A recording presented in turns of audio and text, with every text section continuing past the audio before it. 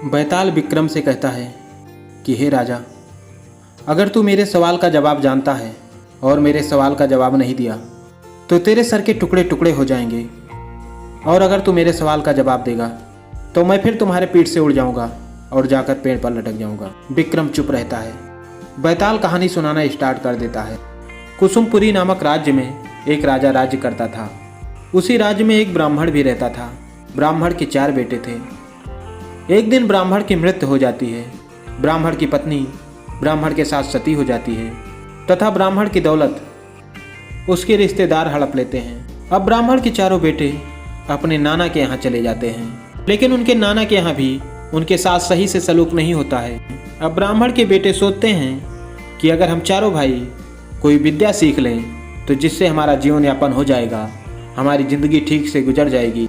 यही सोचकर ब्राह्मण के 4 बेटे अलग अलग दिशा में निकल जाते हैं। कुछ दिन बाद वो 4 वापस आते हैं और इकट्ठा होते हैं।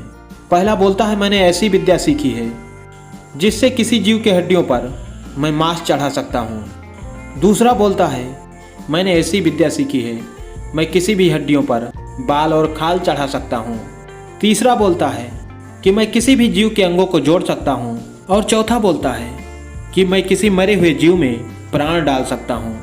अब ब्राह्मण के 4 बेटे अपनी विद्या का परीक्षण करने के लिए जंगल की तरफ निकल जाते हैं। जंगल में उन्हें कुछ हड्डियां बिखरी हुई दिखाई देती हैं। वो हड्डियों को इकट्ठा करते हैं। पहला हड्डियों पर मांस चढ़ा देता है, दूसरा हड्डियों पर बाल एवं खाल ला देता है, तीसरा अंगों को जोड़ देता है। अब देखते हैं कि एक मरा हुआ शेर बनकर तैयार हो जाता है और चौथा उसमें प्राण डाल देता है। लेकिन प्राण डालते ही वो भूखा शेर 4 को मारकर खा जाता है।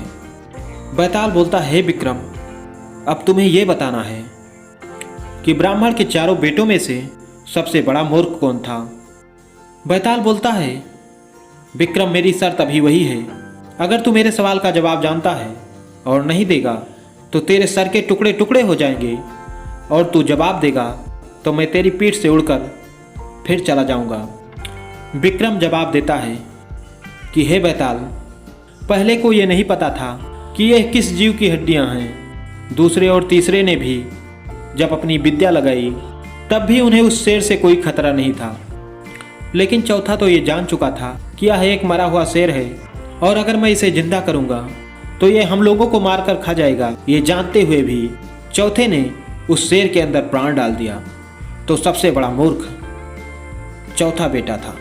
इस कहानी से हमें यही सीख मिलती है कि अनजाने में हमसे कोई ऐसा कार्य हो जाता है जो गलत है तो कोई बात नहीं, लेकिन जिस कार्य का रिजल्ट हमें पहले से ही पता है कि यह कार्य हमारे लिए विनाशकारी है, इस कार्य का अंजाम सिर्फ बुरा ही होगा, इतना जानते हुए भी अगर हम उस कार्य को करते हैं तो हमसे बड़ा मूर्ख कोई नहीं।